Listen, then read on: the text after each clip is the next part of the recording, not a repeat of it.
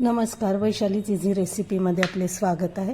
आज आपण बटाट्याचे काप किंवा बटाट्याच्या काचऱ्या करणार आहोत। मी साधारण मध्यम आकाराचे बटाटे घेतलेले आहेत आणि त्याची सालं पण काढून घेतलेली आहेत आणि अशा पद्धतीने मी गोल आकारात बटाटे चिरलेले आहेत। आणि हे बटाटे मी खूप जाड चिरलेले नाही आहेत, कारण की आपल्याला ही जी भाजी आहे ही तेलावरती फ्राय करायची आहे, त्याच्यामुळे ते शिजले पाहिजे म्हणून मध्यम आकाराचे असे चिरलेत मी बटाटे, खूप जाड नाही चिरलेत।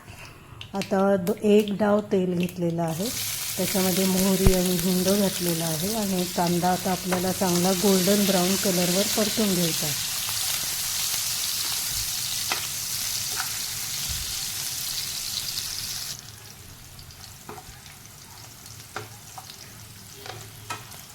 कांदा आता मऊ झालेला आहे, थोडासा रंग बदलायला पाहिजे।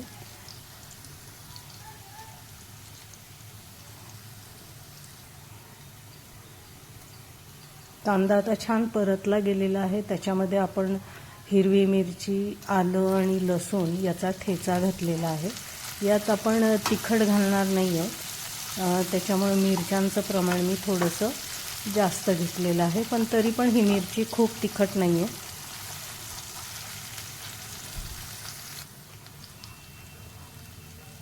अर्धा चमचा हळद घातलेली आहे।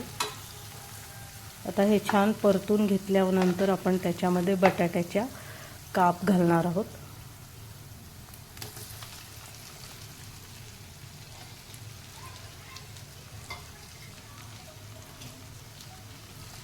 आता हे व्यवस्थित मी हलवून घेते।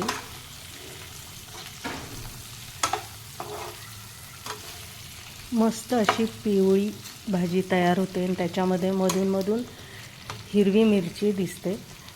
ही भाजी दिसायला जेवढी छान दिसते तेवढी चवीला पण खूप टेस्टी लागते। यात काही फारसे मसाले आपण वापरलेले नाही आहोत आणि मीठ घातलेलं आहे चवीनुसार आणि झाकण ठेवून लहान गॅसवर आता ही भाजी मी शिजवून घेणार आहे। एक 2 ते 3 मिनिटांनी मी झाकण काढलेलं आहे। अजून बटाटे फारसे शिजलेले नाही आहेत।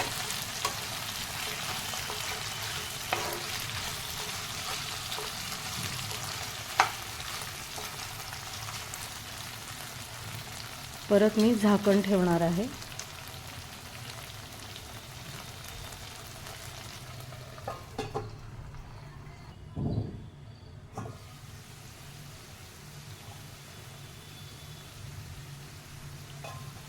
आता भाजी शिजलेली आहे।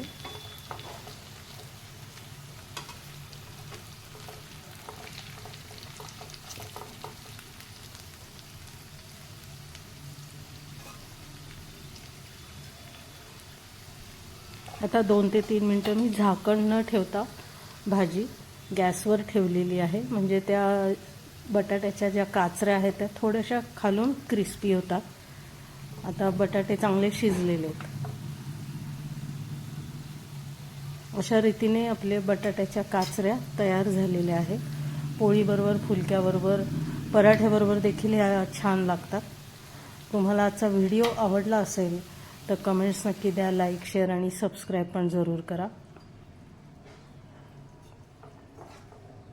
झटपट होणारी ही भाजी आहे, टिफिनसाठी सुद्धा उपयुक्त आहे, लहान मुलांना देखील ही खाता येईल अशी भाजी केलेली आहे। तुम्ही नक्की करून बघा। आपण पुन्हा भेटूया माझ्या पुढच्या व्हिडिओमध्ये वैशालीच इझी रेसिपीमध्ये।